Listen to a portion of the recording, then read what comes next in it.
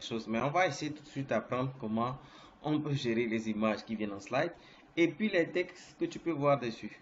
Pour pouvoir voir cela, tu vas dans Components, component ou composant, si tu es dans la version française, et tu vas voir Unite Revolution Slider 2. Alors, c'est un nouveau composant, il va essayer de simplifier un peu les choses. Donc, tu vas apprendre un peu rapidement comment ça se passe. Donc, Home Slide Show, c'est le composant qui gère les slides. Et actuellement, il y a 3 slides. Pour pouvoir les traiter, il faut cliquer sur Edit Slide, donc la modification de ces slides. C'est ce qui m'intéresse pour le moment. Et tu vas voir que tu retrouves tous tes slides qui sont là. Bon, si tu dis qu'il faut remonter des slides, c'est que on doit les recouper un peu. Ça, on va revoir ça. Mais je pense que ce qui est intéressant, euh, plus intéressant pour toi actuellement, c'est comment modifier les textes qui défilent là-dessus.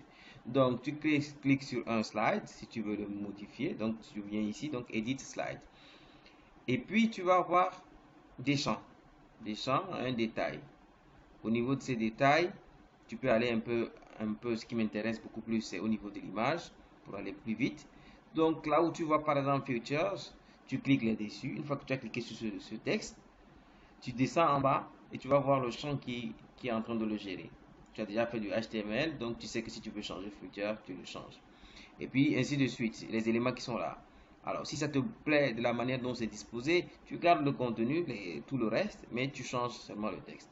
Autrement dit, les textes qui sont là, toi-même tu peux en poser. Tu peux tous les enlever si tu veux, tu remets un seul élément et que tu places. Et puis, il va travailler suivant déjà les défilements qui ont été placés. S'il y a des éléments que tu ne veux pas, tu n'as qu'à tu les enlèves. Et tu peux supprimer ici, tu vois, c'est assez simple. Tu supprimes tout simplement. Et tu mets par exemple, alors, G, je vais mettre G, c'est quoi là déjà? C'est GF2 décrif. C'est un exemple, je le mets.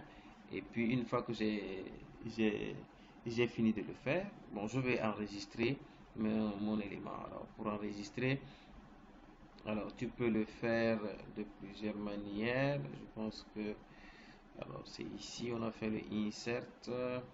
Il faut penser donc à faire le update. Voilà. Voilà. Une fois que c'est fait, nous pouvons aller directement sur le site lui-même. Je fais une mise à jour rapidement. Et je pense qu'on devrait avoir autre chose que voilà, on doit pouvoir trouver. Voilà, voilà, j'ai décrit, tu vois un peu ce qui sort à la place. Donc voilà un peu comment tu peux gérer ça.